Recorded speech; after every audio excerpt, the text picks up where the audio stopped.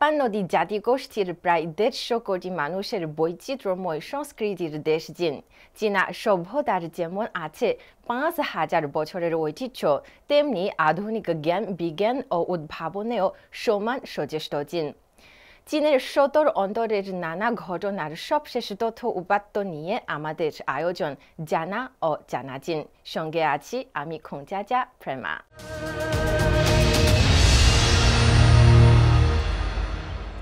চীনে তৈরি হচ্ছে নতুন ধরনের ভবন, যাকে বলা হচ্ছে সবুজ ভবন। পরিবেশের ভারসাম্য বজায় রাখতে আধুনিক শহরে যার বিকল্প নেই। তাই চীন সরকারের নতুন পরিকল্পনা অনুযায়ী দেশটিতে পরিবেশ বান্ধব সবুজ ভবনের পরিমাণ ছাড়াবে 90%। কিন্তু কিভাবে তৈরি হয় এই সবুজ ভবন? এটি তৈরিতে কি কি নির্দেশনা মেনে চলতে হয়? এই সব প্রশ্নের উত্তর নিয়ে এই প্রতিবেদন। চীনের নির্মাণ খাতে বেড়েছে সবুজের হাওয়া। কার্বন দূষণ কমিয়ে আনতে সাম্প্রতিক বছরগুলোতে উদ্যোগ নেওয়া হয় পরিবেশ বান্ধব সমাধানের, যার অংশ হিসেবে জাতীয়ভাবে নতুন করে নির্মিত ভবনগুলোকে করা হচ্ছে সবুজ ভবন। দেশটির গৃহায়ন এবং শহরপল্লী উন্নয়ন মন্ত্রণালয় এমনটা জানিয়েছে। 2025 সালের মধ্যে সকল নতুন শহুরে নির্মাণে সবুজ ভবনের মানগুলো পুরোপুরিভাবে বাস্তবায়ন করা উচিত মর্মে একটি নির্দেশিকা জারি করে দেশটির জাতীয় উন্নয়ন ও সংস্কার কমিশন। তাতে উল্লেখ করা হয়, সবুজ ভবনগুলো শক্তি সংরক্ষণ, পরিবেশ রক্ষা, দূষণ কমানো এবং মানুষের সাথে প্রকৃতির সুসংহত সহাবস্থান নিশ্চিত করে একটি স্বাস্থ্যকর, দক্ষ এবং টেকসই পরিবেশ সরবরাহ করে ডিজাইন করার কথা বলা হয়েছে। সবুজ ভবন প্রকল্পের একটি উদাহরণ হল সাংহাইতে সম্প্রতি শেষ হওয়া চিয়াতিং ফিউচার সিটি প্রকল্প। এতে বিদ্যুৎ উৎপাদন ও শক্তি সঞ্চয়ীকরণ ডিভাইস অন্তর্ভুক্ত করা হয়েছে, যা কার্যকরভাবে পুরো কাঠামোকে একটি বৃহৎ পাওয়ার ব্যাংকে পরিণত করে। এর ছাদ ডিজাইন করা হয়েছে আধুনিক সোলার প্যানেল দিয়ে। প্যানেলটিতে যে পরিমাণ বিদ্যুৎ তৈরি হবে তা দিয়ে পুরো ভবনের 30 মিনিটের বিদ্যুতের চাহিদা পূরণ করা যাবে। সোলার প্যানেলটি ছাদের 43% জুড়ে আছে। আধুনিক ফটোভোল্টাইক পাওয়ার জেনারেশন সহ একাধিক বিদ্যুৎ সঞ্চয়, লো ভোল্টেজ কারেন্ট ডিস্ট্রিবিউশন এবং স্মার্ট এনার্জি কন্ট্রোল ব্যবস্থা ব্যবহার করা হয়েছে এতে। উত্তর চীনের হবেই প্রদেশের সিয়ংআন নিউ এরিয়াতেও একই ধরনের সবুজ ভবন দেখতে পাওয়া যায়। এখানকার প্রথম সারির সবুজ ভবনগুলোর মধ্যে অন্যতম সিয়ংআন পাইলট ফ্রি ট্রেড জোনের প্রদর্শনী কেন্দ্রটি। নবায়নযোগ্য জ্বালানির কথা মাথায় রেখে তৈরি করা হয়েছে এটি। এই ভবনের দেয়ালে স্থাপন করা হয়েছে 150 বর্গমিটারের সোলার প্যানেল স্কাইলাইট, দিনের বেলায় যা বিদ্যুৎ তৈরি করবে। এছাড়াও ভবনটিতে একটি ভূগর্ভস্থ হিট পাম্প সিস্টেম রয়েছে। ভবনের ভেতর শীতের সময় আরামদায়ক পরিবেশ দিবে। এয়ার কন্ডিশনারের ব্যবহার ছাড়াই এই ভবনের ভেতরে তাপমাত্রা থাকবে 24 ডিগ্রি সেলসিয়াসের মধ্যে। কিভাবে সম্ভব হলো এটা জানিয়েছেন বৈদ্যুতিক ডিজাইন বিশেষজ্ঞ ছাং ওয়েনলিং। এই ভবনের কেন্দ্রস্থলে ভূগর্ভস্থের 150 মিটার গভীরে 60টি ভূগর্ভস্থ হিট পাম্প কূপ আছে। এদের প্রধান কাজ হল গ্রীষ্মে ভবনের বাড়তি উষ্ণতা ভূগর্ভে সঞ্চয় করা এবং শীতকালে সেটাকে উত্তোলন করা। সমগ্র সিয়ংআনের নতুন এলাকায় প্রায় 4 কোটি বর্গমিটার জুড়ে তৈরি হচ্ছে সবুজ নির্মাণ প্রকল্প। কার্বন নিঃসরণ কমিয়ে পরিবেশে ইতিবাচক ভূমিকা রাখবে এই সবুজ ভবনগুলো। হুসনে মোবারক সৌরভ, সিএমজি বাংলা। সম্প্রতি চীনের ফুজিয়ানের ফুচৌতে শেষ হল চোখ ধাঁধানো নতুন সব প্রযুক্তির প্রদর্শনী, 7ম ডিজিটাল চায়না সামিট। নতুন মানের উৎপাদন শক্তিকে ফোকাস করে আয়োজিত এই সম্মেলনে দেখানো হয়েছে নিত্যদিনের নানা কাজে চোখমুখ সব প্রযুক্তির ব্যবহার। বিস্তারিত থাকছে প্রতিবেদনে।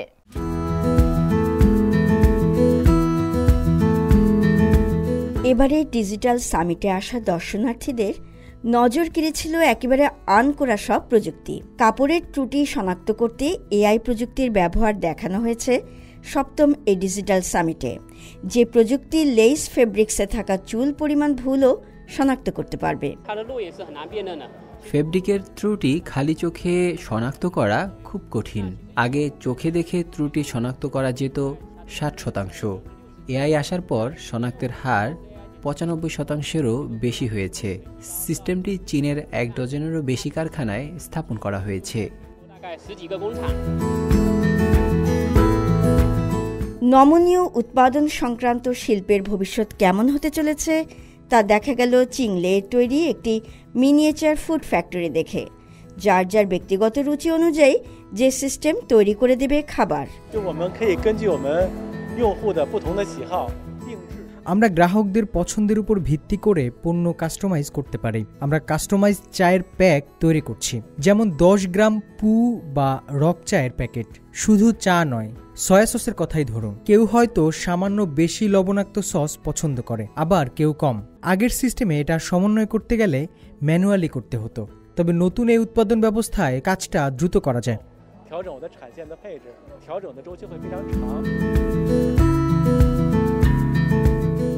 এবারের সম্মেলনে রোবোটিক্সের দারুণ অগ্রগতি দেখা গেছে। উদ্যোক্তা ইউ রং রং নিয়ে এসেছেন এমন এক বহুমুখী রোবট যা শুধু গৃহস্থালির কাজে সহায়তাই করবে না, ঘরের লোকজনের সঙ্গে আলাপচারিতাও চালাতে পারবে। এটি কেবল চ্যাট করবে না, ঘরের নানা কাজও করে দেবে। এটির নমনীয় বাহু এবং হাত রয়েছে। এটি সকলের নাস্তা রান্না করতে পারে এবং কফিও তৈরি করতে পারে। আমরা এমন এক ভবিষ্যতের কথা ভাবছি যেখানে প্রতিটি পরিবারে একাধিক রোবট থাকবে। এমনকি মানুষ তখন রোবটকে পোষা প্রাণী হিসেবেও ব্যবহার করবে। ইউ আরও জানালেন তাদের প্রতিষ্ঠানের তৈরি রোবটটি মজার সব কসরত দেখাতে পারে, এমনকি দেয়ালও টপকাতে পারবে। ভার্চুয়াল রিয়ালিটিও বাদ পড়েনি এর সম্মেলনে। মেলায় ঘুরতে আসা দর্শকরা পেয়েছেন ভার্চুয়াল জগতে নিজেকে নতুন রূপে দেখার অভিজ্ঞতা। শান্তা মারিয়া, সিএমজি বাংলা।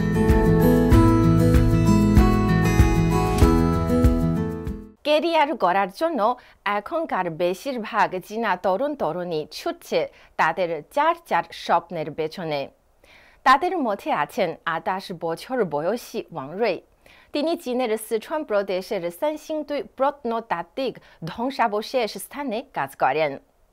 অনেকের কাছে প্রত্নতাত্ত্বিক হিসেবে কাজ করাটা বিরক্তিকর মনে হতে পারে, কিন্তু এই তরুণ নারী এই কাজে যোগ দিতে দ্বিধা করেনি। ওয়াং রুইনের গল্পটা শোনা যাক এবার।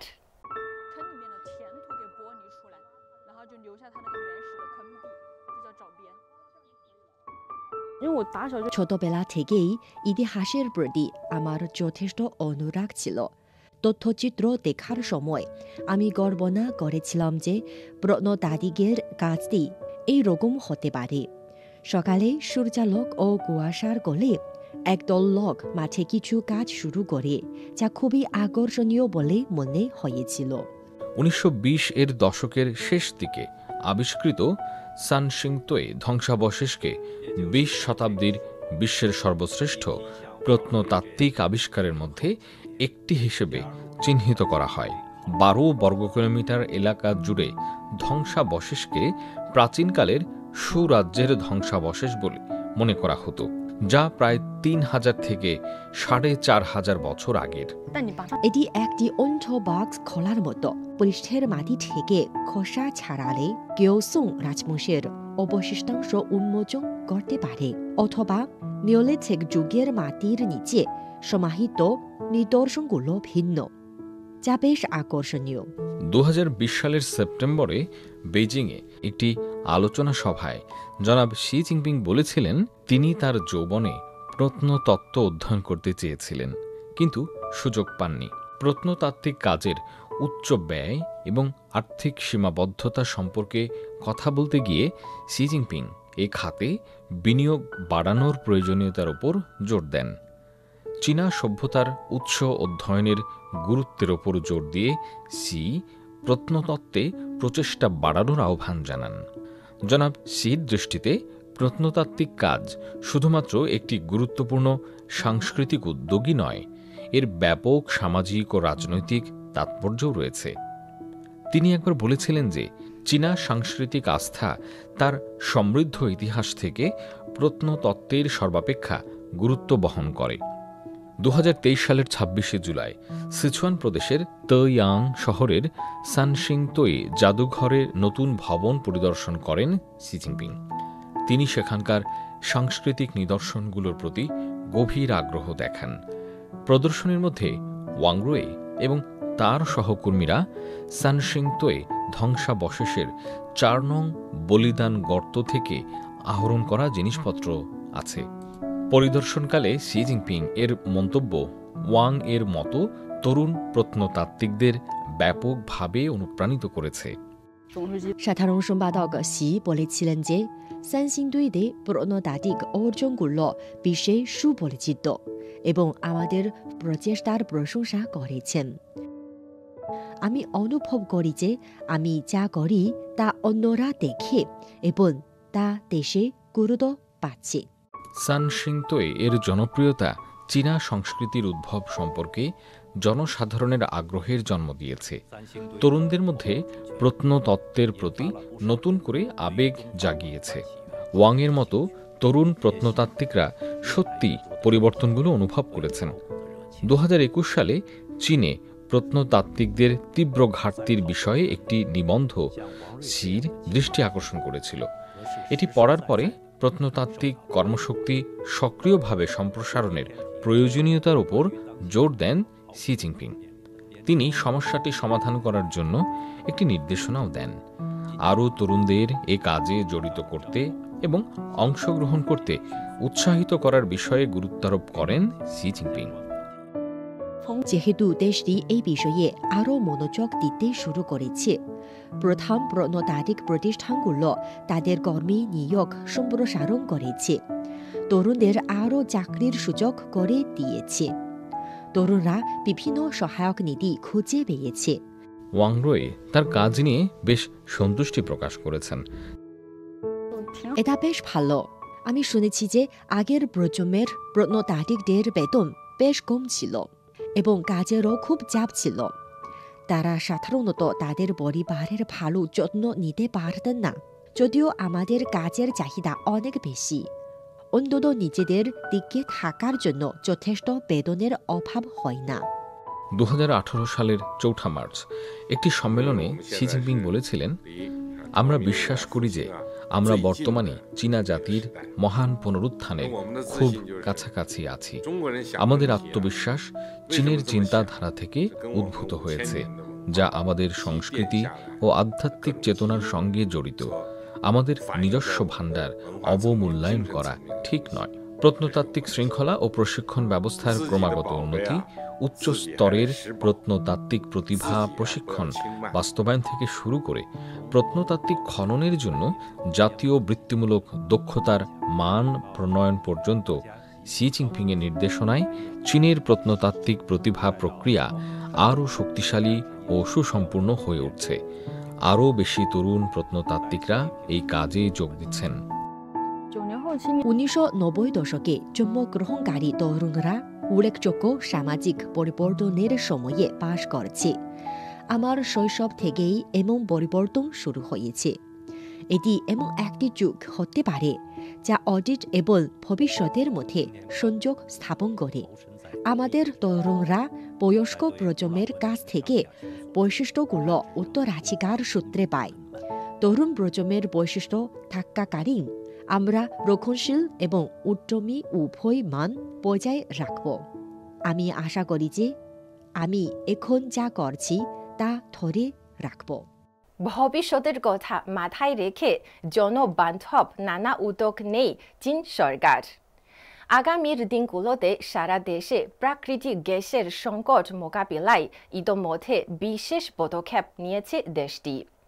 100 বিলিয়ন ঘনমিটার গ্যাস স্টোরেজ করা যায় এমন স্টেশন নির্মাণের কাজ চলছে চীনে। বিস্তারিত থাকছে প্রতিবেদনে। নির্ভরযোগ্য এবং টেকসই জ্বালানির ভবিষ্যৎ নিশ্চিত করার জন্য প্রাকৃতিক গ্যাস সঞ্চয়ের সক্ষমতা বৃদ্ধি করছে চীন। এরই অংশ হিসেবে সারা দেশে 6টি গ্যাস স্টোরেজ কেন্দ্র স্থাপনের পরিকল্পনা হাতে নিয়েছে দেশটি।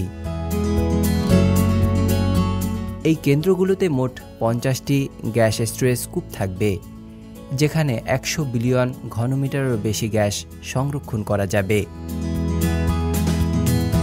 2020 সালে দেশটি এ খাতের স্থিতিশীল ও সুষ্ঠু উন্নয়নের জন্য অবকাঠামো নির্মাণ ও সঞ্চয় ক্ষমতা বাড়ানোর জন্য একটি নির্দেশনা জারি করে, যেখানে এই সেক্টরের মান উন্নয়নের উপর জোর তাগিদ দেওয়া হয়। এই প্রকল্প বাস্তবায়নের কাজ করছে China oil and gas piping network corporation. আশা করি 14তম পঞ্চবার্ষিকী পরিকল্পনা অনুযায়ী ভূগর্ভস্থ গ্যাস রিসিভিং স্টেশন ও এলএনজি স্টোরেজ কেন্দ্র নির্মাণের কাজ ত্বরান্বিত করবে আমাদের প্রতিষ্ঠান পাইপ চায়না। সাথে 14 বিলিয়ন ঘনমিটার প্রাকৃতিক গ্যাস সঞ্চয় করার সক্ষমতাও যোগ করবে। এছাড়া প্রাকৃতিক গ্যাস উৎপাদন, সরবরাহ এবং বিক্রয় স্থান নির্মাণে গুরুত্বপূর্ণ ভূমিকাও রাখবে। সংশ্লিষ্টরা বলছেন, এই গ্যাস স্টোরেজের ফলে চীনের প্রাকৃতিক গ্যাস সরবরাহ, সংরক্ষণ ও বিপণন ব্যবস্থা আরও উন্নত হবে। ভবিষ্যতে গ্যাসের সংকট মোকাবেলার কাজটিও সহজ হবে। নাজমুল হক রাইয়ান, সিএমজি বাংলা। অ্যান্টার্কটিকায় আছে অনেক উল্কাপিণ্ড। বিভিন্ন সময় যা পৃথিবীতে আছড়ে পড়েছিল মহাকাশ হতে। 40তম অ্যান্টার্কটিক অভিযানের সময় চীন এমন অনেক উল্কাপিণ্ড সংগ্রহ করেছে। এই কাজে চীনা গবেষকরা ব্যবহার করেছেন ড্রোন। এবার সেই উল্কা নিয়ে করা হবে গবেষণা। বিস্তারিত প্রতিবেদনে। অ্যান্টার্কটিকায় পড়ে আছে শত শত উল্কার টুকরো। তবে সেগুলো এমন সব স্থানে আছে যেখানে সবসময় চীনা বিজ্ঞানীরা যেতে পারেন না। বেশ প্রতিকূল পরিবেশ পাড়ি দিয়ে তবেই মাঝে মধ্যে তারা সংগ্রহ করতেন উল্কা। বিভিন্ন সময় চীনা গবেষণা দলটি সংগ্রহ করেছে 12,665টি উল্কাপিণ্ড, যেগুলোর বেশিরভাগই সংগ্রহ করা হয়েছিল চংশান স্টেশন থেকে প্রায় 450 কিলোমিটার দূরের গ্রোভ পর্বতমালা থেকে। আর এ ধরনের উল্কার খোঁজ পাওয়া ও তা সংগ্রহ করার কাজে সম্প্রতি চীনা গবেষকরা ব্যবহার করেছেন ড্রোন। এতে করে এ কাজে দুর্ঘটনার ঝুঁকি যেমন কমেছে, তেমনি গ্রোভ পর্বতমালার অনেক দুর্গম অঞ্চলেও জরিপ কাজ চালানো গেছে। এখানকার মাউন্ট হার্ডিং এলাকার গেইল এসকার্পমেন্ট নামের একটি পাথুরে অঞ্চলে আমরা ড্রোন দিয়ে সমীক্ষা চালাতে 10 দিনেরও বেশি সময় কাজ করেছি। ড্রোনগুলোয় আছে অনেক রকম সেন্সর। মানুষ যেতে পারে না এমন সব দুর্গম অঞ্চলের ছবি ও উপাত্ত সংগ্রহ করতে পারে এগুলো। আমরা যে উপাত্ত সংগ্রহ করেছি তা শুধু উল্কাপিণ্ড অনুসন্ধানের জন্যই তথ্য দেবে না, ভূতাত্ত্বিক ম্যাপিং এবং ভূখণ্ড এবং ভূমিরূপ নিয়েও গবেষণাতে কাজে আসবে। এই তথ্য দিয়ে নীল রঙের বরফ ও বরফের ফাটল নিয়েও গবেষণা করা যাবে।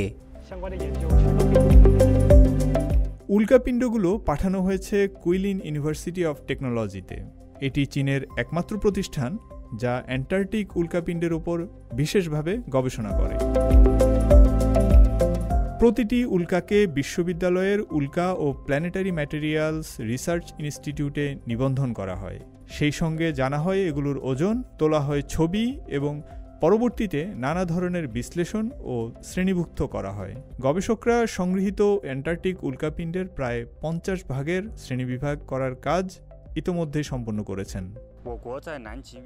কাজের প্রথম ধাপ হল শ্রেণীবিভাগ করা, যা বেশ চ্যালেঞ্জিং। বস্তুটি আদৌ একটি উল্কা কিনা তা শনাক্ত করলেই হবে না, ডেটা পাওয়ার জন্য সেটার বিস্তারিত বিশ্লেষণও করতে হবে। তারপর এই তথ্য জমা দেব উল্কাপিণ্ডের নামকরণ কমিটির কাছে। গবেষক সিয়া চিপেং এবং তার দল উল্কাপিণ্ডের ওপর গভীর গবেষণা চালাচ্ছেন।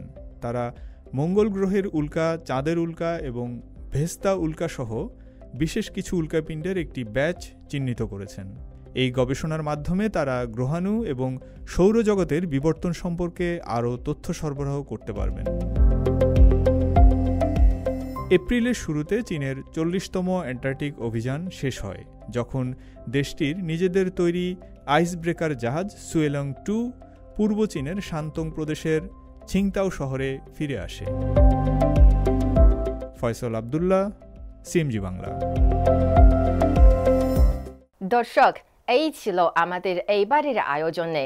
টেলিভিশনের পাশাপাশি সামাজিক যোগাযোগ মাধ্যমে অনুষ্ঠানটি দেখতে ভিজিট করুন facebook.com/cmg বাংলা এবং ইউটিউব চ্যানেল CMG বাংলায়। আগামী পর্বে আবারও দেখা হবে। সে পর্যন্ত ভালো থাকুন, সুস্থ থাকুন।